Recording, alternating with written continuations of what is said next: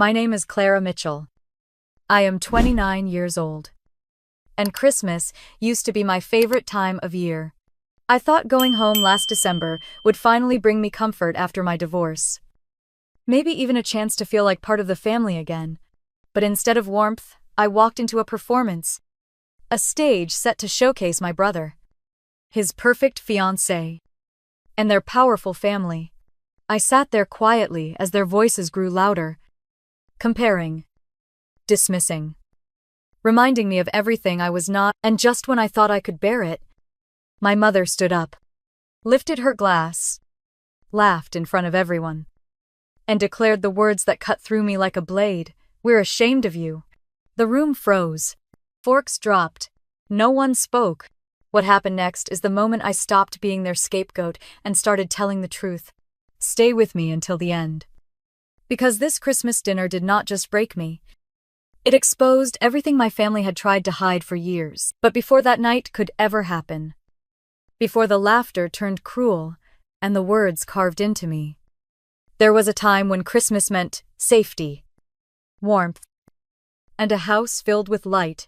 Christmas used to be my favorite time of year.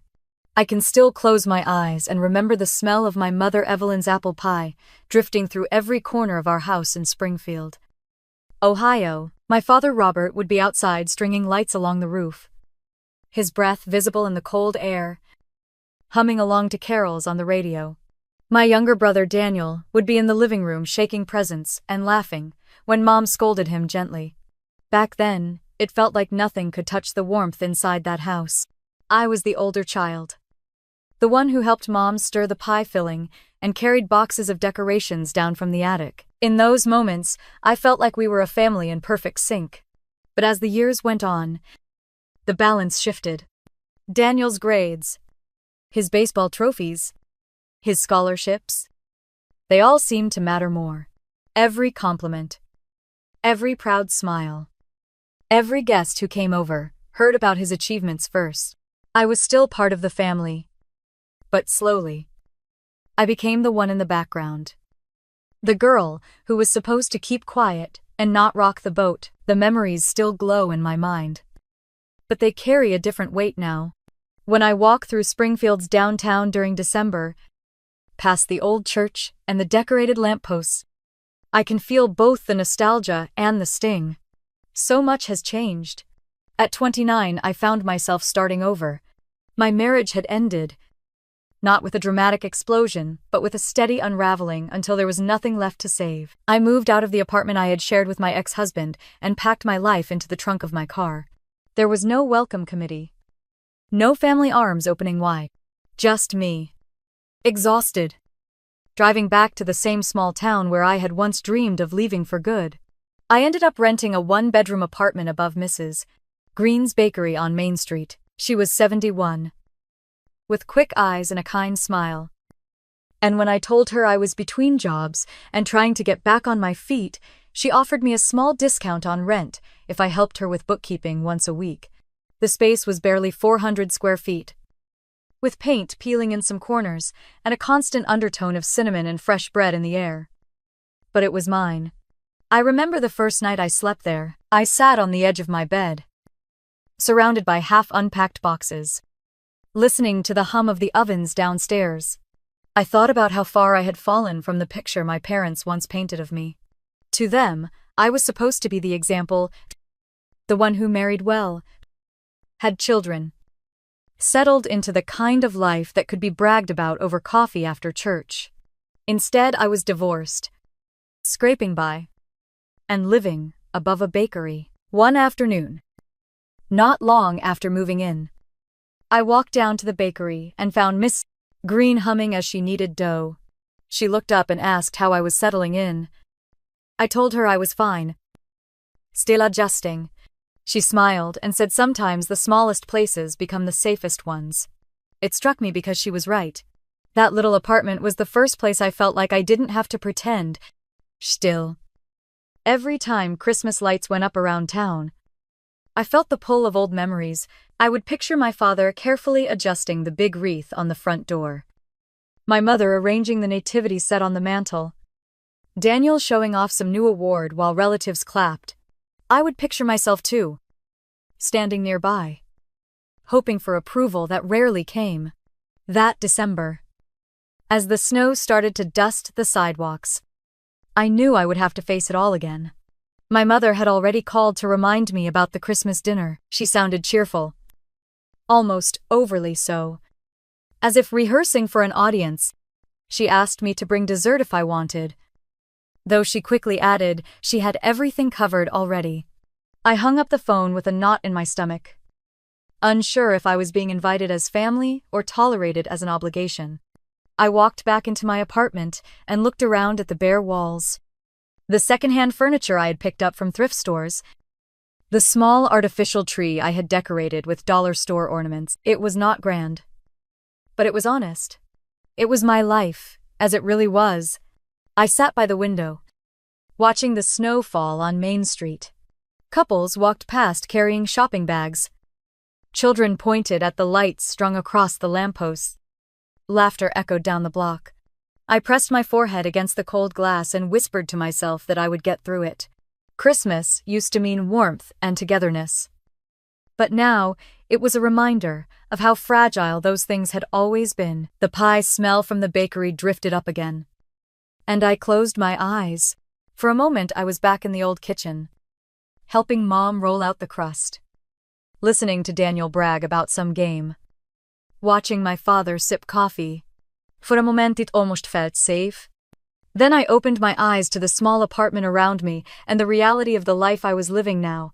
I took a deep breath, exhaled slowly, and reminded myself that this was just the beginning of something different. I didn't know what the next chapter of my life would look like, but I knew it would be mine, even if no one else approved. And so I sat there, in the dim light of my apartment above the bakery, the snow falling steadily outside, caught between the weight of old Christmas memories and the fragile hope of starting over. The marriage had not collapsed in one night. It unraveled slowly, thread by thread, until I realized I was holding something that no longer resembled love. When I first married Thomas Reynolds at 23, I believed we were building the kind of life people envied. We had met at Ohio State, him studying finance, me in marketing. He was charming, ambitious, the kind of man my parents approved of instantly. At our wedding reception, my mother cried tears of joy and told me I had done everything right. For a while, I believed her. The early years were filled with dinner parties and carefully posed photos, the two of us smiling like we had the world figured out. But behind closed doors, the cracks formed. I remember setting the table with candles, cooking his favorite meals, waiting for him to walk through the door. Some nights he did, offering a distracted kiss before checking emails. Other nights he called to say he had to stay late, though his voice carried the kind of excitement that had nothing to do with me. At first I convinced myself it was the stress of his job at a Columbus investment firm. He was moving up quickly, managing accounts, traveling for client meetings. I told myself every marriage went through seasons, that if I stayed patient, it would balance out. But patience became silence, and silence became loneliness. There was one evening I will never forget. I had planned a small dinner, roasted chicken, and a bottle of wine we had been saving since our honeymoon. He came home 2 hours late. See, loosened. Eyes bright with some joke, he refused to explain. He sat down, scrolled through his phone, and barely touched his food. I asked what was so funny, and he said it was nothing. Just work. The way he smiled at that screen told me otherwise. Months later, I found the messages. They were not explicit, at least not in the way that could be held up as proof. But they were intimate. Long late-night conversations with a woman named Erica from his office. Inside jokes. Encouragement. Words like miss you. When I confronted him, he did not apologize. He called me needy, said I misunderstood, claimed it was harmless, but I had seen the light in his eyes when he texted her. That light had been missing when he looked at me. I suggested counseling, desperate to salvage what we had spent years building. He laughed and told me I was dramatic, that no one needed therapy for friendship. The cruelty was in how easily he dismissed me, as though my pain was an inconvenience. The next weeks were a blur of arguments and cold silences. Finally, one morning in February 2022, I packed a suitcase and told him I was leaving. He barely looked up from his laptop. Filing for divorce was brutal. We fought over everything. Even the coffee maker we had received as a wedding gift. By the time the papers were signed that summer, I was drained emotionally and financially. The apartment we had shared in Columbus was too expensive on my salary alone. So I gave it up. I drove back to Springfield with boxes of clothes and a heart that felt heavier than the car itself. When I told my parents, I expected at least a measure of comfort. Instead, I heard questions about what I had done wrong. My mother suggested, maybe if I had been more supportive, he would not have strayed. My father said nothing at all. Just shook his head. Daniel, ever the golden boy, mentioned that Thomas had always seemed like a good man. Their words stung more than the betrayal itself. It was as if they believed I had failed at the most important role I was supposed to play. I remember standing in my small apartment above the bakery, staring at the cracked ceiling, replaying their reactions. There was no, "Are you okay?" No, "We will help you through this." Just disappointment. As though my divorce embarrassed them more than it hurt me. One night, I sat on the floor, surrounded by stacks of unopened boxes. And I said aloud to the empty room that I would never pretend again. I would not put on the smile at dinner parties. I would not keep cooking dinners for someone who barely noticed. If happiness was not real, I would rather face the loneliness honestly than live another day inside a lie. The snow outside that evening glowed under the street lamps, muffling the town in silence. I wrapped myself in a blanket, pulled my knees to my chest, and listened to the distant hum of the ovens downstairs. For the first time in years, even in the ache of solitude, I felt something steady inside me. It was not joy. Not yet. But it was resolve. I did not know what the future would look like, only that it had to be different. My marriage had ended in pieces, and my family had turned their backs. But I was still here, alone in that apartment above Main Street. I made a vow to myself. I would never again settle for pretending.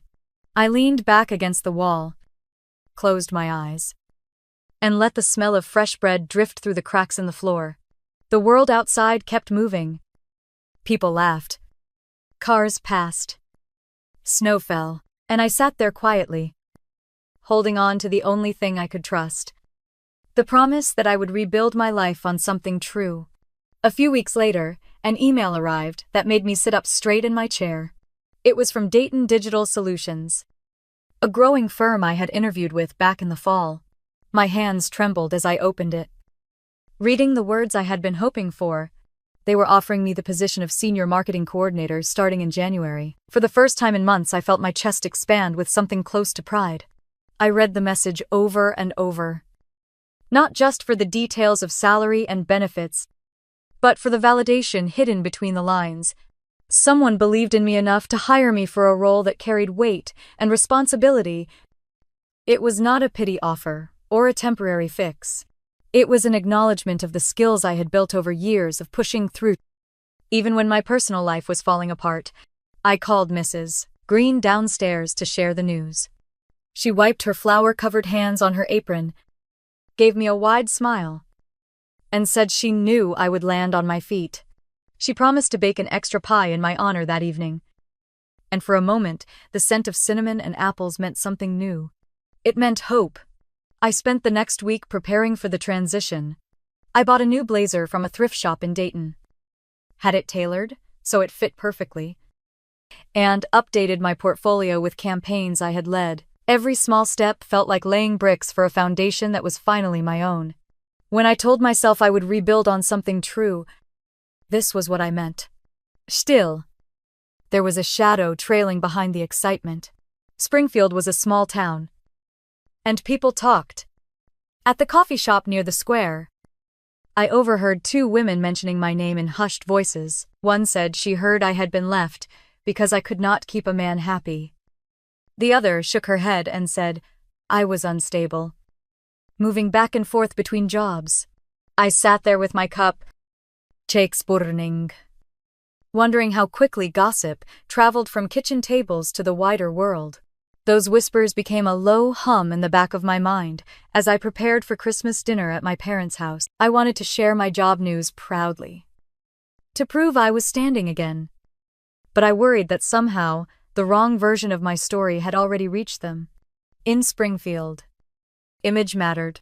A woman could endure misery in silence and still be praised for staying, but leaving, even for the sake of honesty, branded her as reckless. One afternoon, I stopped by the library to use the printer for some forms. The librarian, a woman who had known me since childhood, asked how I was doing. I told her about the new job, and she smiled politely, though her eyes carried something else, a flicker of doubt. As I walked away, I wondered if she too had heard the stories. It seemed my divorce had not only severed my marriage, but had become a public spectacle for others to dissect. I tried to push the doubts aside by focusing on what I could control. At night, I drafted strategies for the accounts I would be managing, envisioning presentations, brainstorming social media campaigns. I let myself imagine walking into the Dayton office with confidence, my head held high, coworkers nodding in approval as I introduced myself. Those images were fragile, but they kept me moving. The closer Christmas came, the more conflicted I felt. I wanted to tell my family, to stand at that dinner table and say I was not the failure they thought I was. But I also knew how quickly their attention could turn dismissive. Daniel's engagement to Victoria, her prestigious medical residency, their wedding plans in Italy. All of it seemed designed to overshadow whatever news I had. One evening my mother called. Her voice was cheerful, rehearsed almost, as she reminded me about the time of dinner and listed the guests who would be there. She mentioned the Hayes family, Victoria's parents, and my aunt and uncle from Cincinnati. Her tone carried pride when she spoke of them, as though their presence elevated the event. When I told her I had good news to share, she paused, then said I could tell everyone at dessert. When the mood was lighter, I hung up the phone feeling as though my achievement had already been boxed into a corner. I sat at my small kitchen table, staring at the stack of printed papers from Dayton Digital Solutions. The offer letter signed and ready. The smell of bread baking downstairs rose through the floorboards.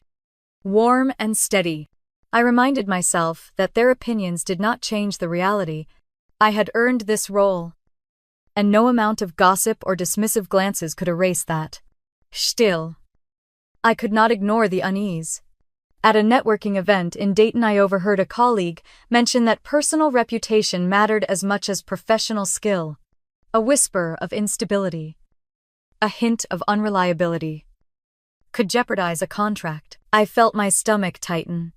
If those Springfield rumors bled into my new role, could they tarnish me before I had a chance to prove myself? I drove home that night, with the highway stretching ahead, headlights carving through the dark. I thought about the difference between who I really was and the stories being told. For years, I had shaped myself around what others believed, twisting into someone who would be accepted. That had left me hollow. Now I had to decide if I would let the whispers define me again, or if I would walk into Dayton with my head up, regardless of the noise. When I pulled into the lot behind the bakery, the snow had started again, thin flakes drifting lazily in the streetlights. I carried the folder with my offer letter inside and set it carefully on my nightstand, as if it were a fragile treasure, sitting on the bed. I let the weight of it settle. It was more than a job. It was proof that I was not broken beyond repair, that I had something real to bring to the table. Christmas was only a few days away. I knew I would walk into that house with decorations gleaming, voices rising in praise of Daniel and Victoria, and I would have to find the courage to share my news in a room that might not want to hear it. I did not know if they would dismiss me again, if my words would be swallowed by laughter or pity, but I knew this much: the offer in my hand was mine. And for the first time in a long time, so was the future. Daniel had always been the pride of the Mitchell family. At 26, he was already working as a mechanical engineer in Columbus.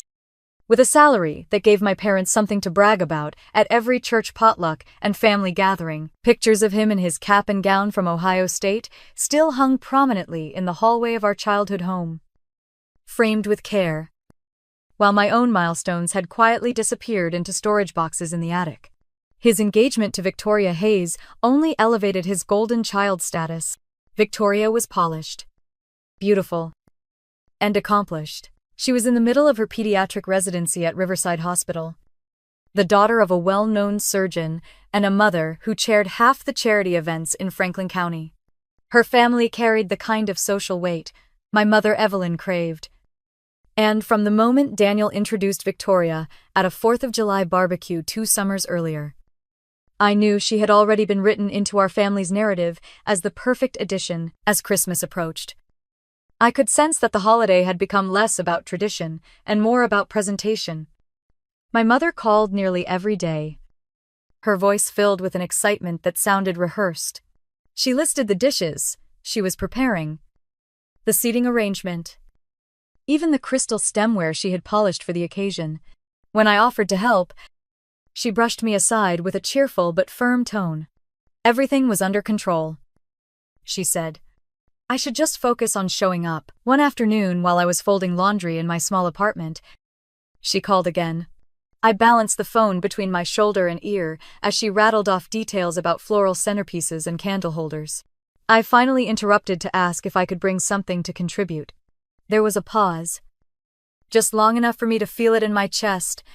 Then she said that Victoria's mother was already bringing pastries from a bakery in Columbus, and Aunt Linda had offered to handle appetizers. Maybe I could bring napkins, she added lightly. Before moving on to how she had hired a string quartet to play during cocktails, her words landed like a stone in my stomach. Napkins.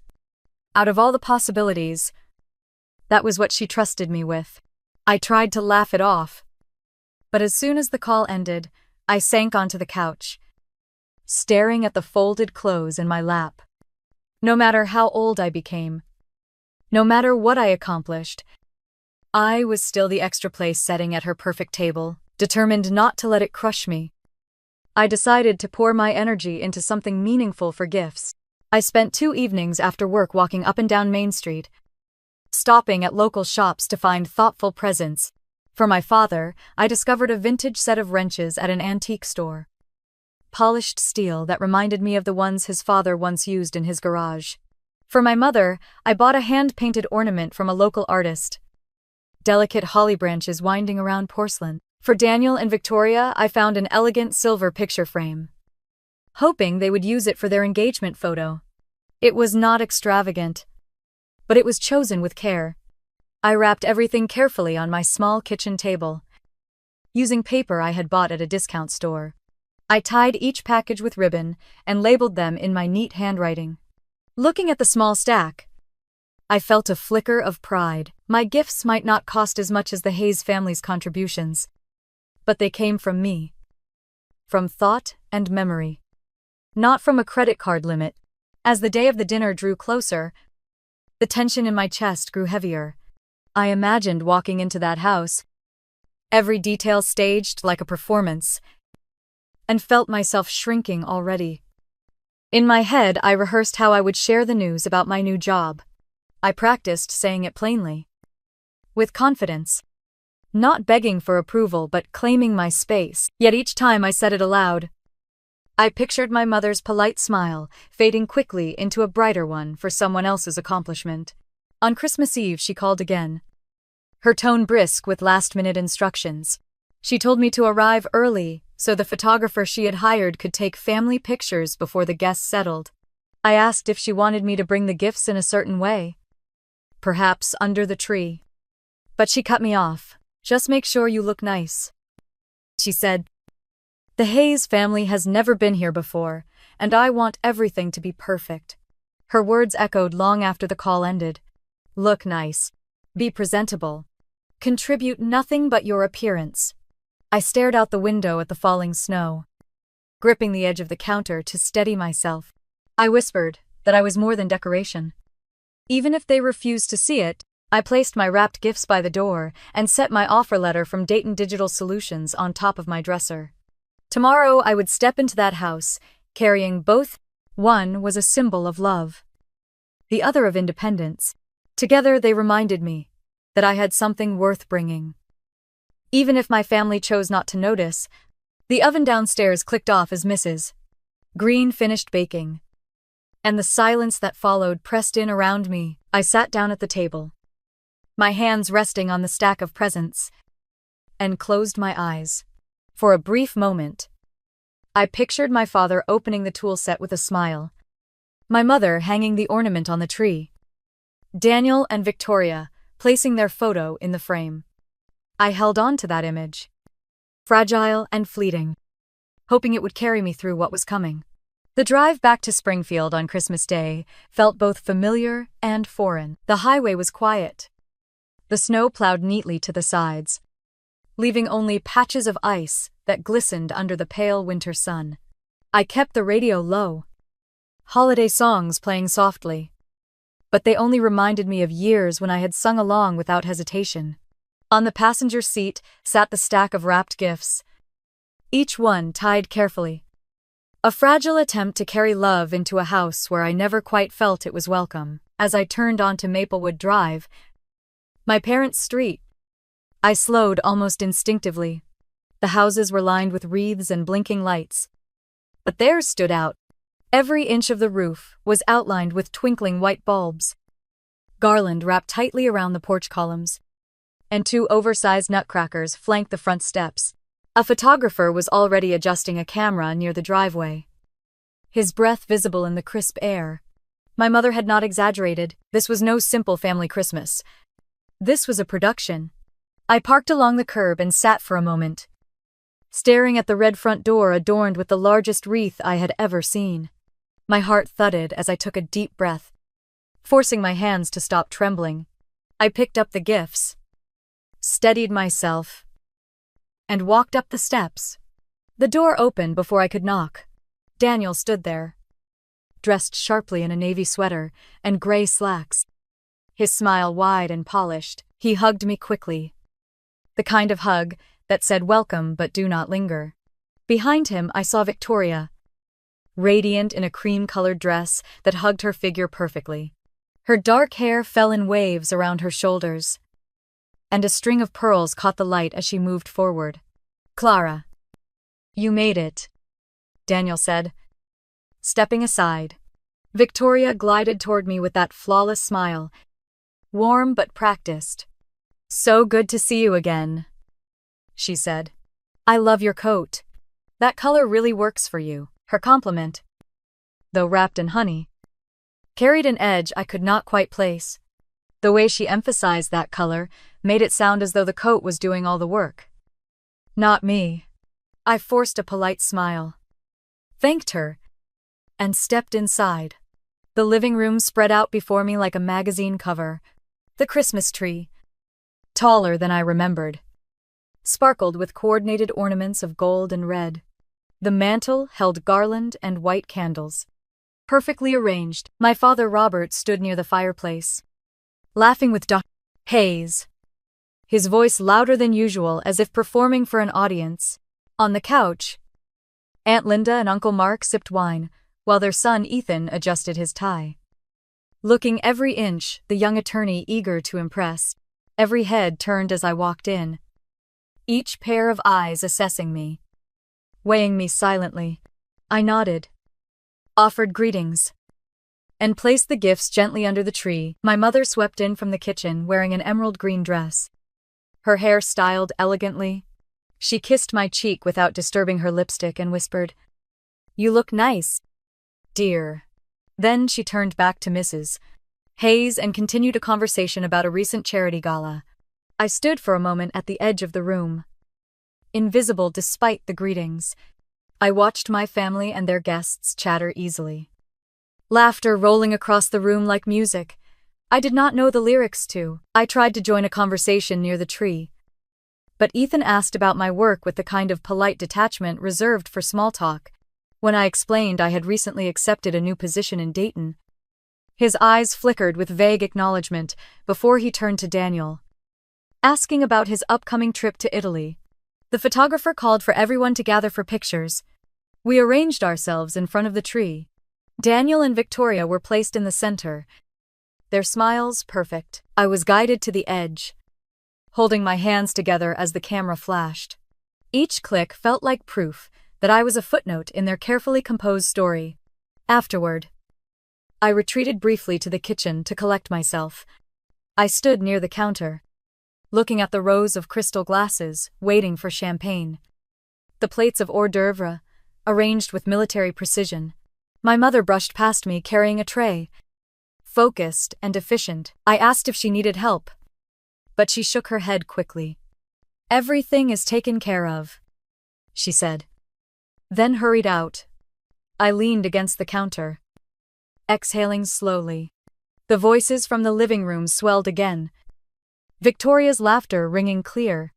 I straightened, squared my shoulders, and walked back in. When I returned, Victoria was standing near the fireplace, the light catching her pearls as she spoke about her residency schedule. Mrs. Hayes beamed with pride while my mother listened, eyes shining.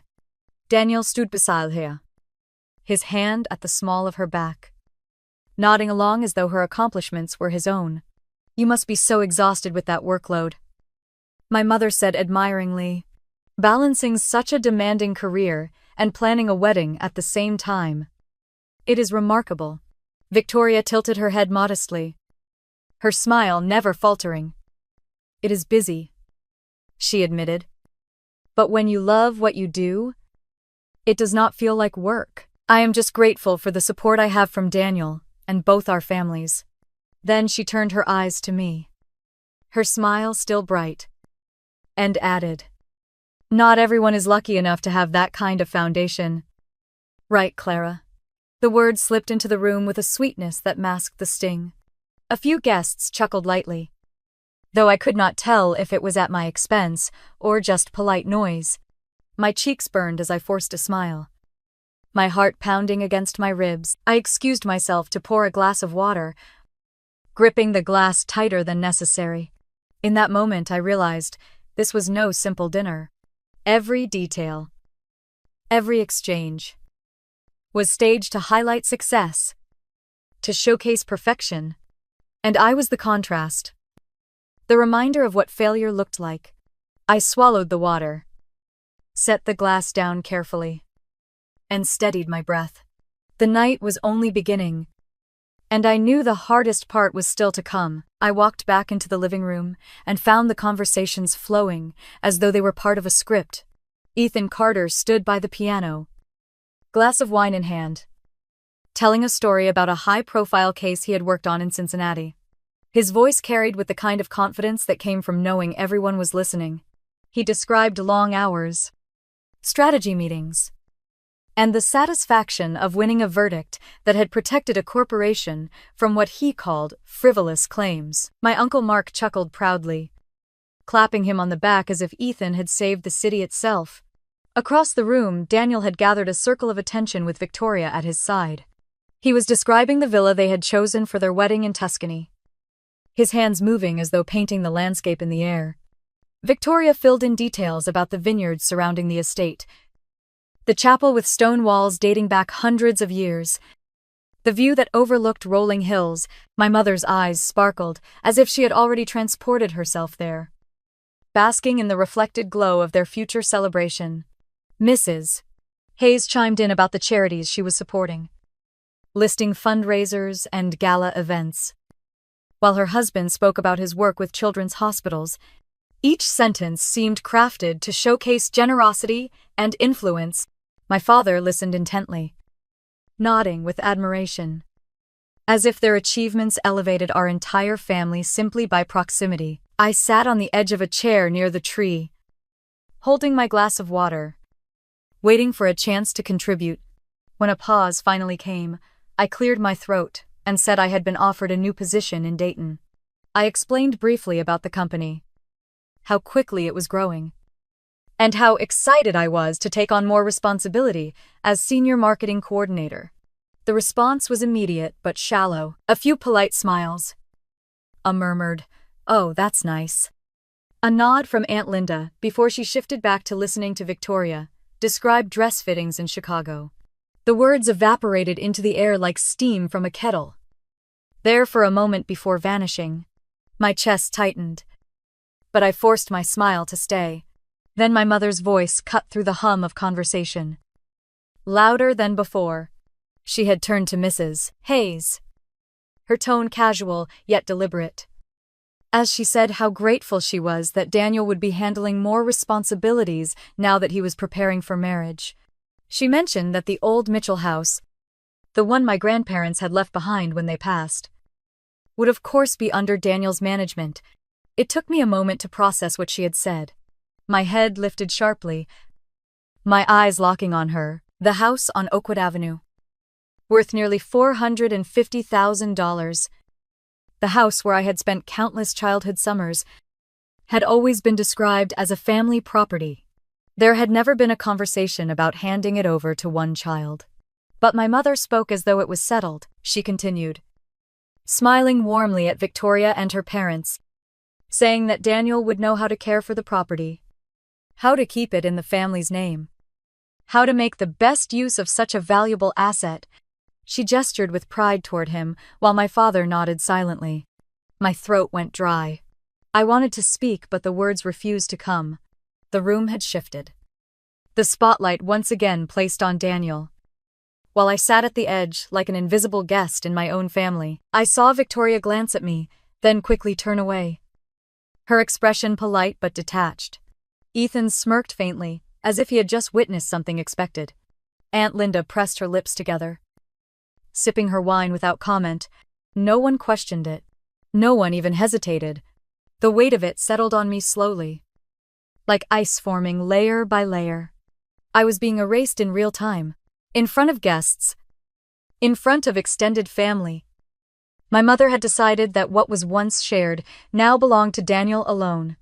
I set my glass down carefully on the table, afraid that if I held it any longer, my hands would betray the tremor running through me. My chest ached as I forced my breathing steady. But inside I could feel something tearing. All around me the conversation picked up again. Laughter filling the space. Questions about the villa in Tuscany. About which charity event Mrs. Hayes would host next.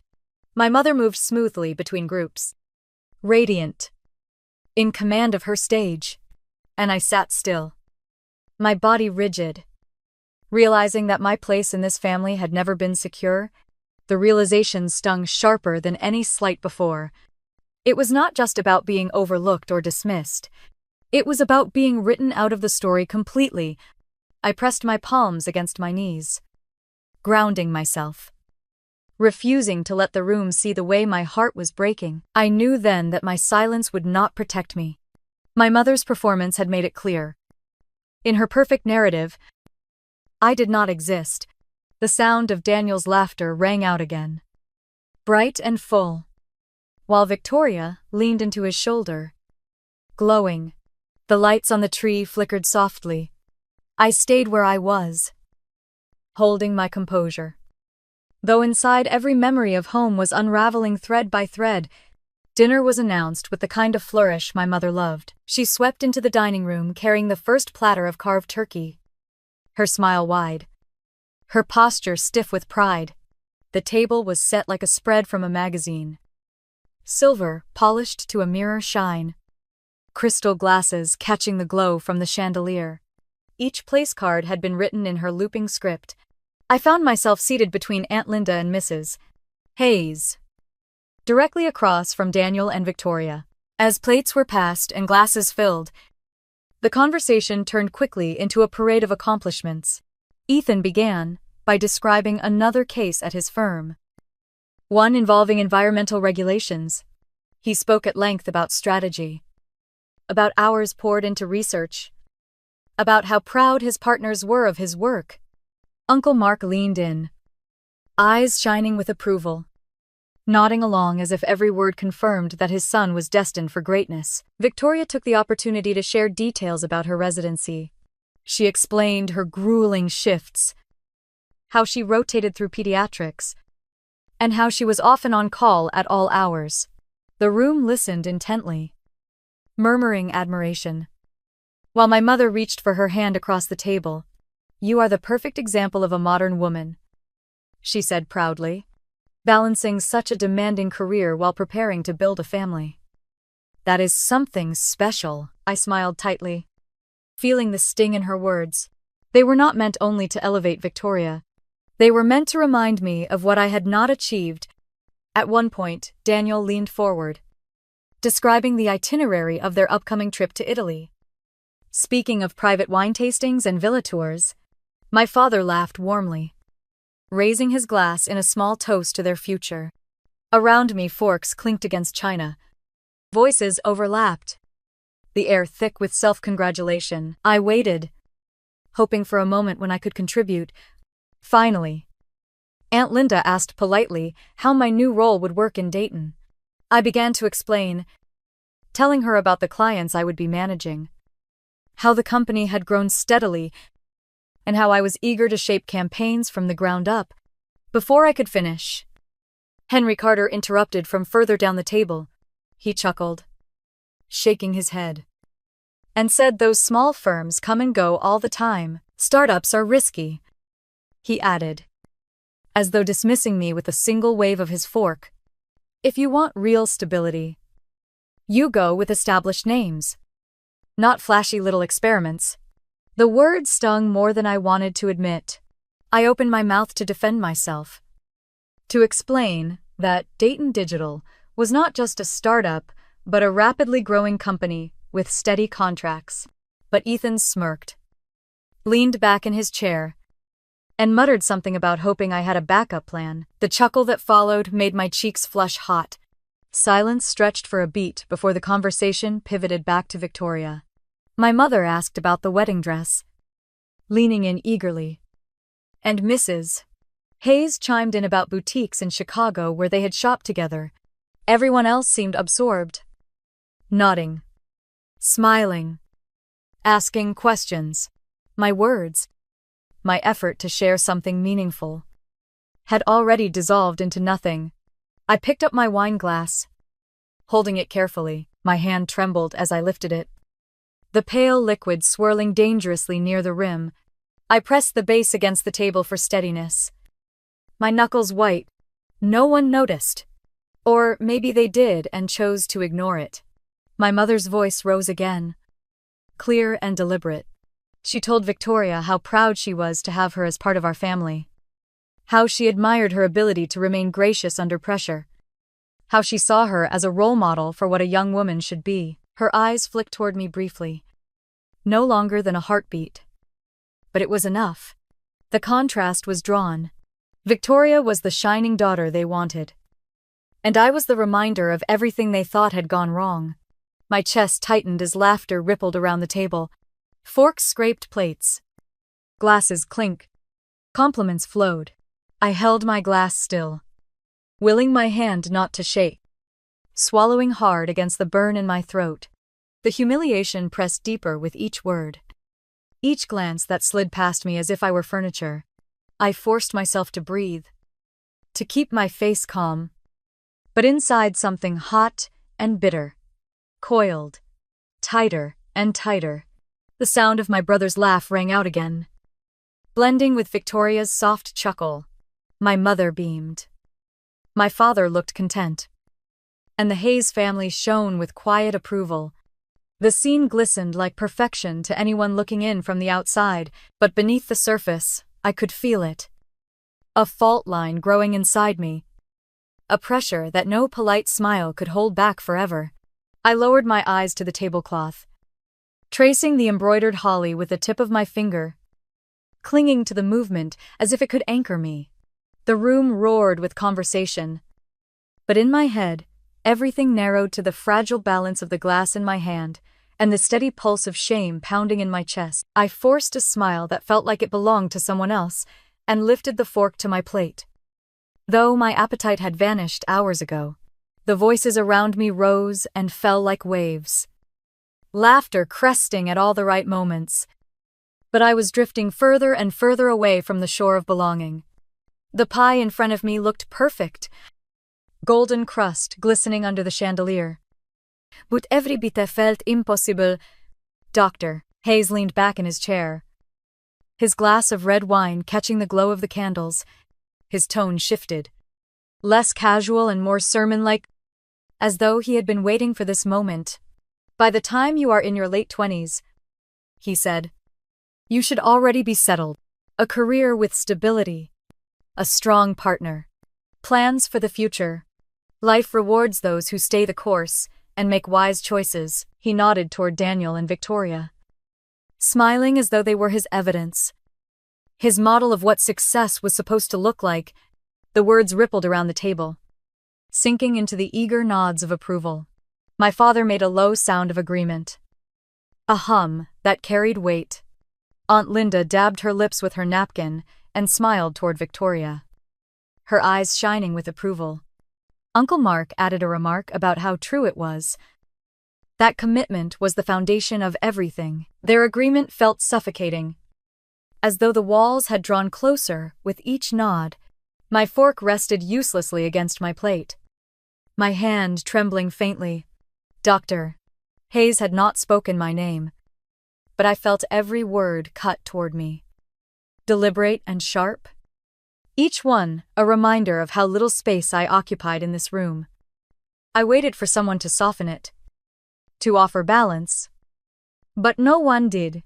Then my mother stood. The scrape of her chair against the polished hardwood silenced the table more effectively than a bell. Every head turned toward her. She held her glass high, her emerald dress shimmering under the chandelier, her face glowing with pride. I had seen this expression before at church gatherings, at charity events. When she stepped into a role she loved best, the master of ceremony, the queen of presentation. Well, she began, her voice full of theatrical sweetness, since we are all being so very honest tonight, I think it is time someone said what needed to be said. She paused, letting the anticipation build, scanning the table as though gathering permission from her audience. My breath hitched as I realized where this was heading, though I still prayed I was wrong. Her smile widened, her laugh rising sharp and clear. We're ashamed of you. The words struck like a blade, and her laughter followed, loud and unrestrained, ringing off the walls. She tilted her head back slightly, savoring the sound, while the rest of the table froze in uncomfortable shock. Then, slowly, the ripple spread. A chuckle from Ethan, low and smug. A half laugh from Uncle Mark, forced but complicit. Even Aunt Linda gave a small exhale through her nose, a sound that might have been disbelief but carried no defense. Heat surged through me, my cheeks burning as though the chandelier's light had been focused solely on my skin. I searched desperately for someone to speak up, someone to stop this performance before it destroyed me completely. My father lowered his eyes, his mouth tightening, but he said nothing. Daniel shifted in his chair, looking momentarily uncomfortable, then looked back at his plate. Victoria laid a hand gently on his arm, her composure unshaken, her eyes downcast. I looked at Mrs. Hayes, hoping for at least a flicker of disapproval, but she only folded her napkin neatly in her lap, her polite smile unbroken, as though she had been watching a mildly distasteful but unsurprising spectacle. Dr. Hayes simply sipped his wine, his earlier lecture standing firm in the silence that followed. The laughter died, leaving a silence heavier than sound. The only noise was the ticking of the grandfather clock in the hallway and the faint clink of a fork that slipped from someone's hand. My heart pounded so loudly, I was certain everyone could hear it. My mother stood above me, triumphant, her eyes shining not with shame, but with satisfaction, as if she believed she had done something noble. The words hung in the air, sharp and undeniable. We're ashamed of you. I wanted to respond, to tell her she was wrong, that her cruelty said more about her than it did about me, but the weight of the silence pressed down, pinning me in place. No one at that table challenged her. No one defended me. Their silence was its own kind of agreement. Their stillness, a collective nod. I gripped the edge of my chair until my knuckles whitened. My body rigid against the urge to collapse, I stared down at the untouched pie. Its crust crumbling under the faint tremor of the table.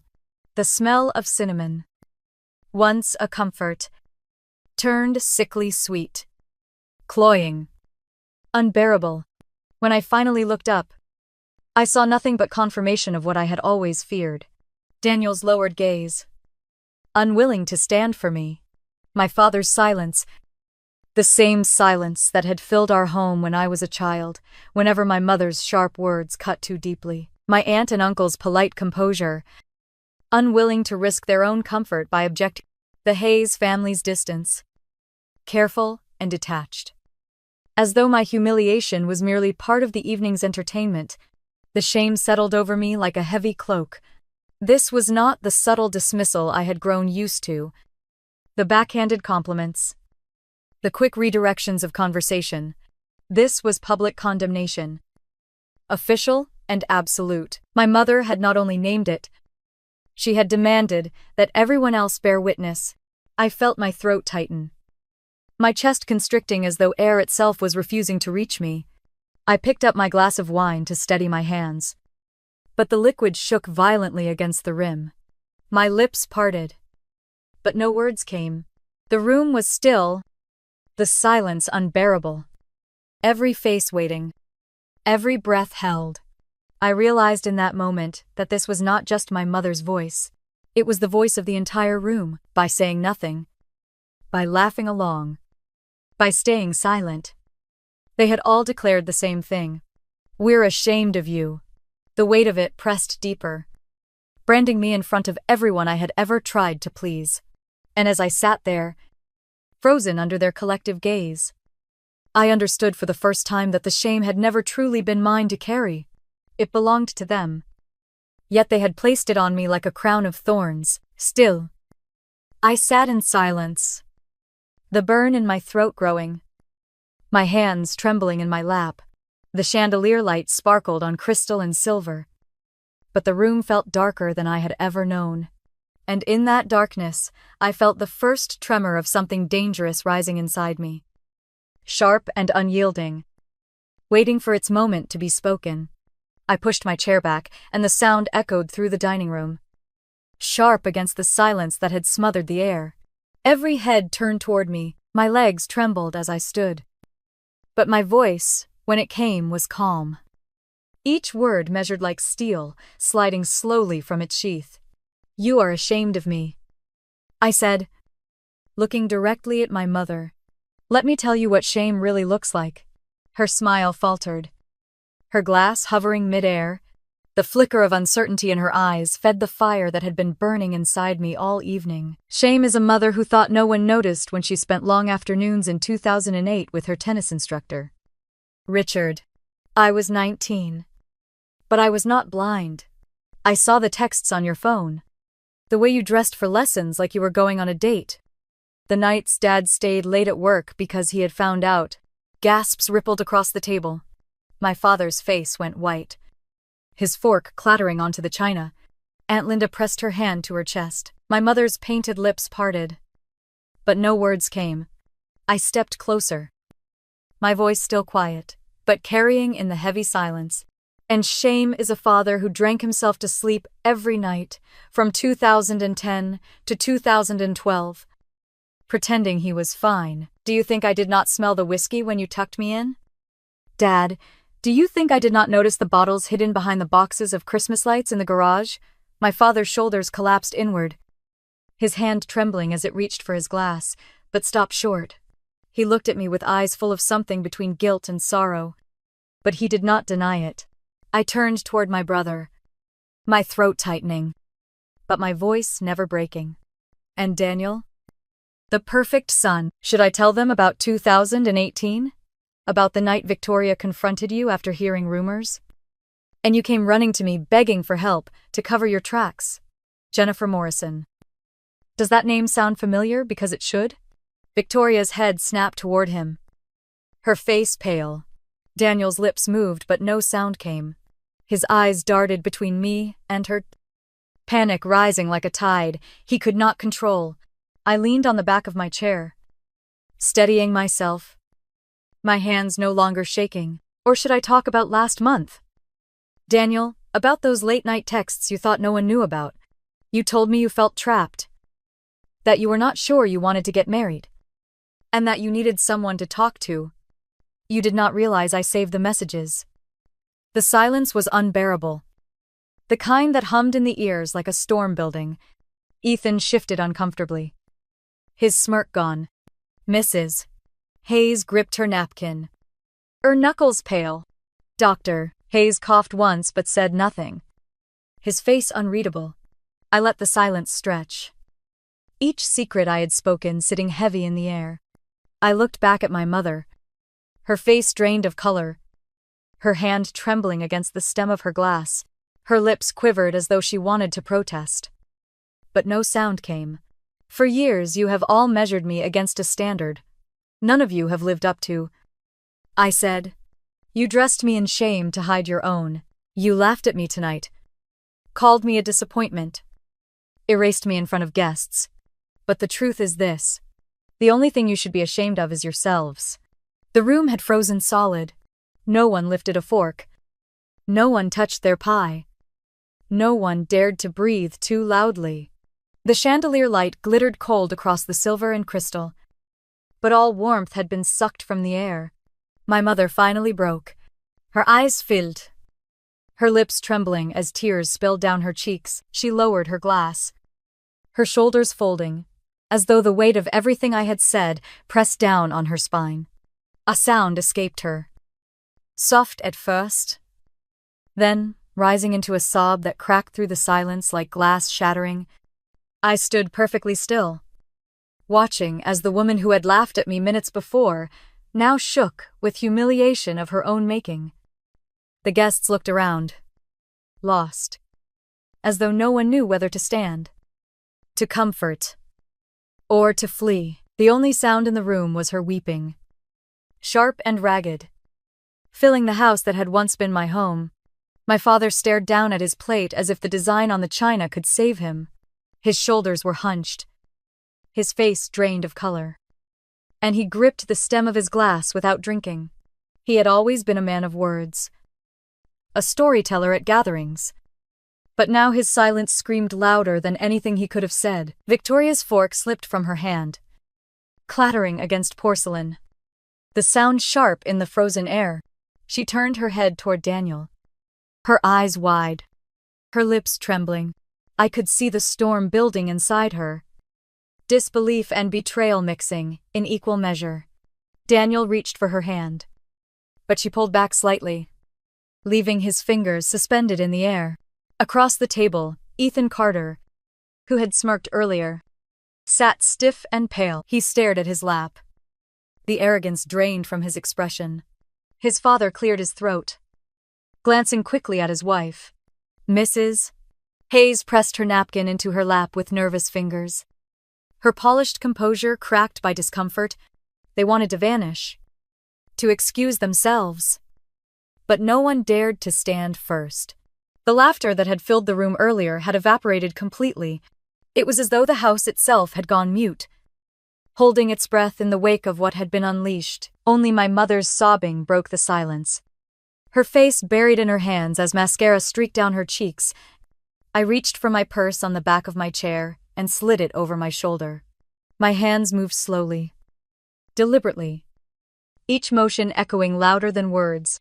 The weight of the entire table's gaze followed me as I gathered the stack of wrapped gifts I had brought, the ones I had chosen so carefully in the hope of belonging.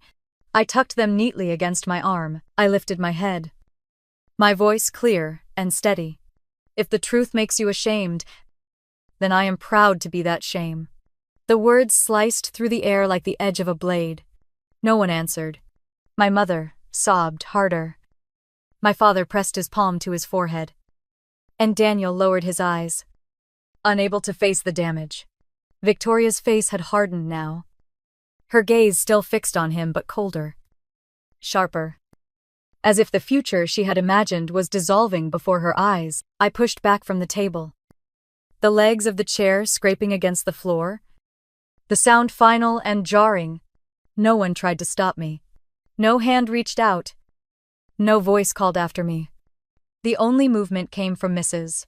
Hayes as she leaned subtly toward her husband, her expression tight, clearly desperate to leave without drawing more attention. I walked past the tree, its twinkling lights glowing cheerfully in contrast to the wreckage that hung in the air. The ornaments shimmered with memories of Christmas mornings, long gone. Memories that now felt like illusions. At the doorway I paused, glancing back one last time. My mother was bent over, tears spilling onto her plate. My father sat hollow and still, his glass untouched. Daniel stared blankly at his lap, while Victoria's hand rested tensely on the table, her diamond ring catching the light, but no longer carrying the same promise. The Carters shifted uncomfortably, their bodies angled toward the exit, unable to mask their eagerness to escape the ruins of the evening. The dining room, once the stage for their performance, had become a graveyard of silence. Knives and forks rested in abandoned positions, the apple pie untouched, the pastries congealing under the heat of the chandelier. The air itself felt heavy, as though the walls had absorbed the humiliation and held it there. I straightened my shoulders, tightened my grip on the gifts, and stepped out into the hallway. The sound of my heels on the hardwood echoed down the corridor, each step carrying me farther away from the collapse I had left behind. The door at the end of the hall seemed impossibly far, but with every step I felt the weight of their silence lift, replaced by something fierce and undeniable, my own voice.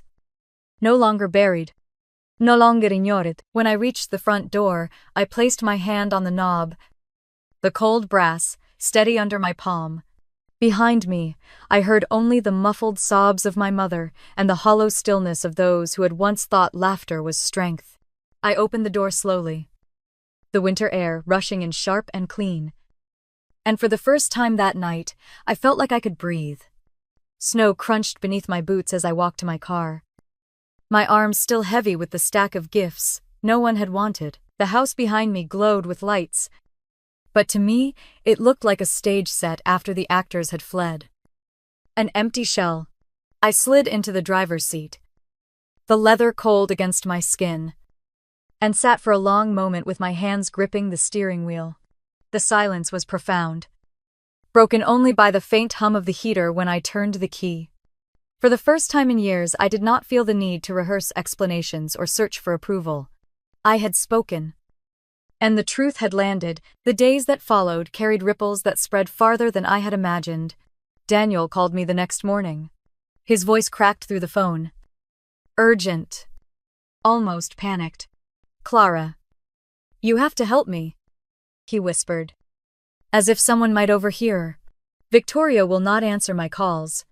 She said she needs time to think. You ruined everything." I closed my eyes, listening to the desperation that bled through his tone, but I felt nothing like guilt. I told him calmly that his choices had consequences, and this was not mine to fix. By the end of that week, word reached me through an aunt that the Hayes family had quietly withdrawn from the engagement. Victoria had told her parents she could not walk into a marriage built on secrets. They had stood by her decision, their silence with my family polite but distant. The image my parents had worked so hard to polish, the alliance they had wanted to display that Christmas night, was shattered in a matter of days. My father sent me a letter 2 weeks later. The handwriting was shaky but careful, every word pressed into the page as if he had thought long before writing it. He admitted to the years he had drowned himself in alcohol, the nights he had pretended not to notice the hurt in my eyes. He wrote that he had started attending meetings at a church basement in Springfield, Alcoholics Anonymous sessions he had sworn he would never need. He told me he was sorry, not for the family, not for appearances, but for me.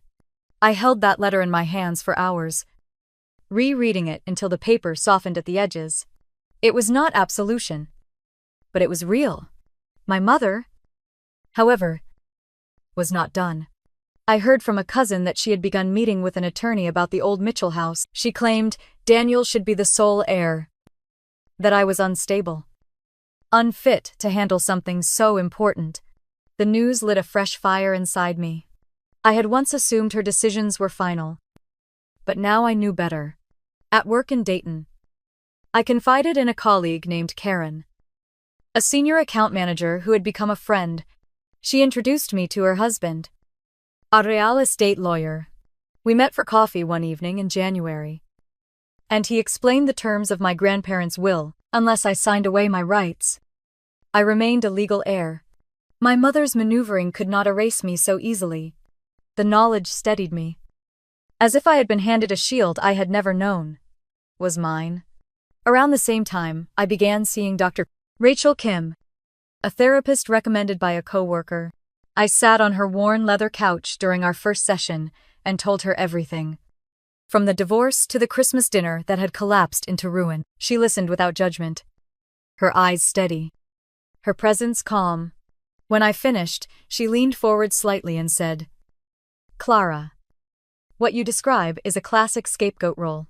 She explained how families often choose one member to carry their unspoken shame, how they use that person to deflect from their own failures. "It is not about your worth," she said softly. "It is about their need to survive their own secrets. For years they made you hold it for them.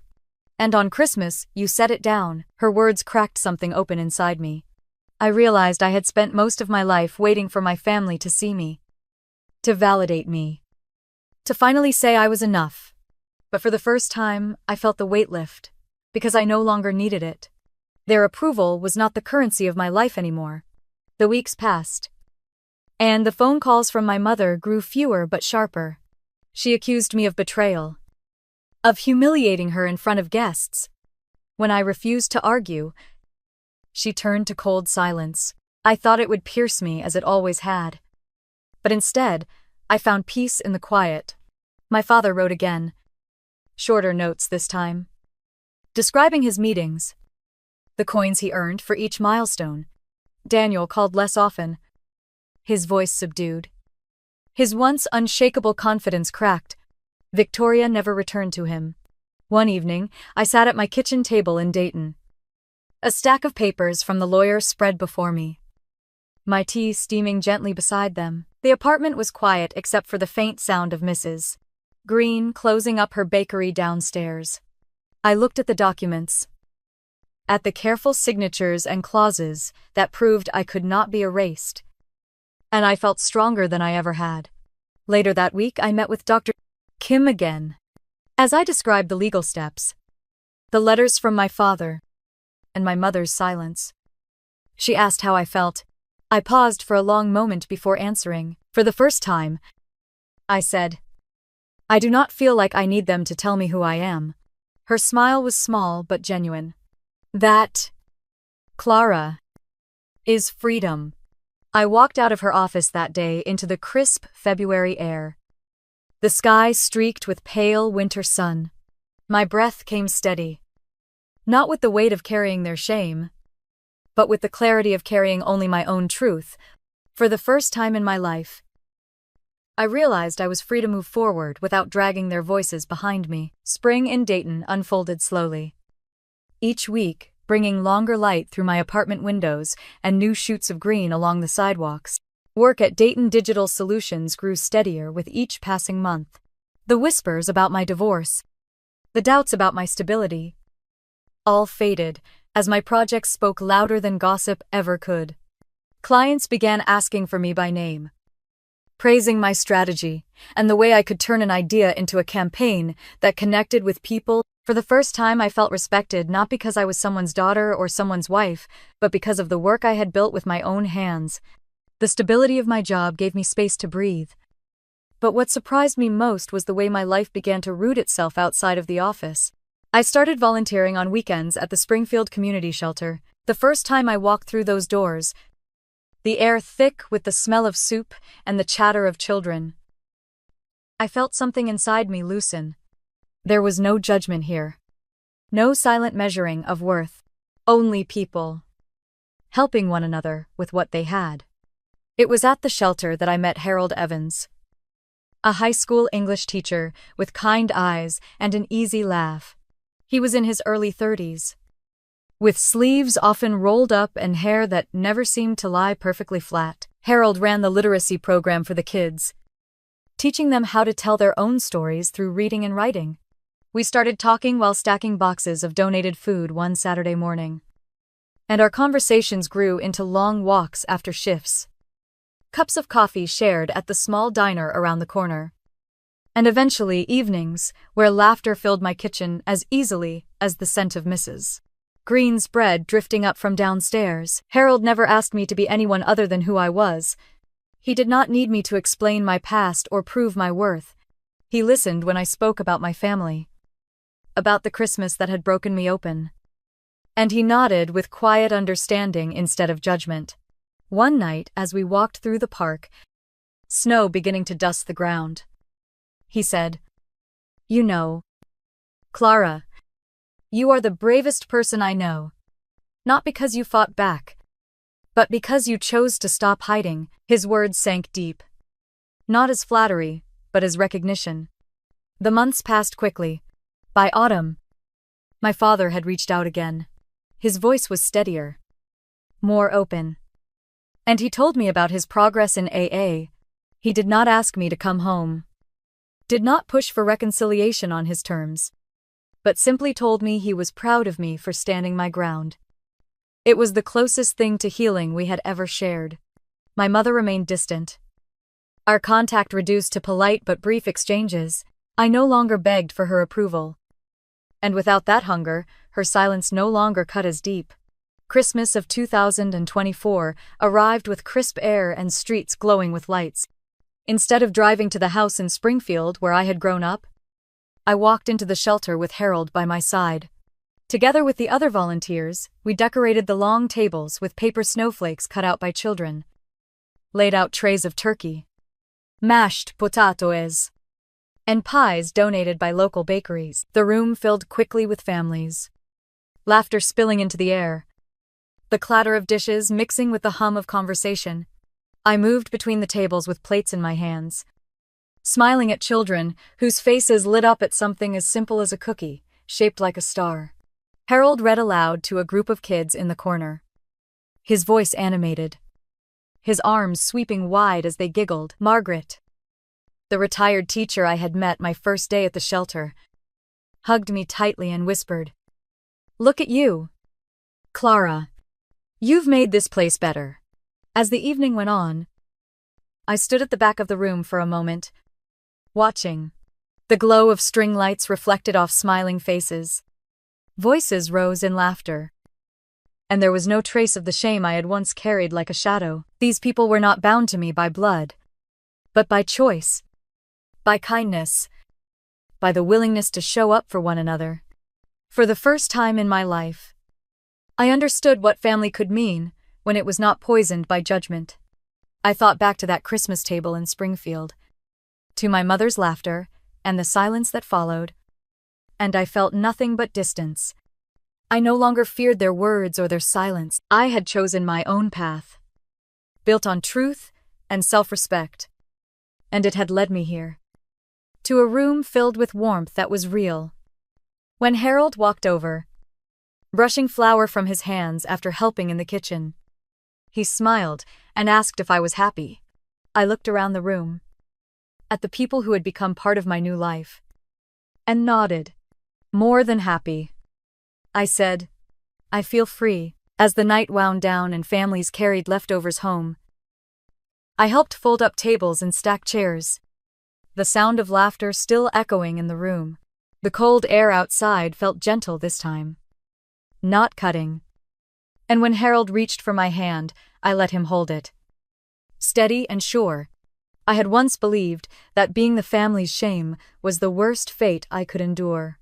But standing there, surrounded by people who valued me as I was, I realized something powerful. The only shame worth carrying is the shame of denying yourself the life you deserve.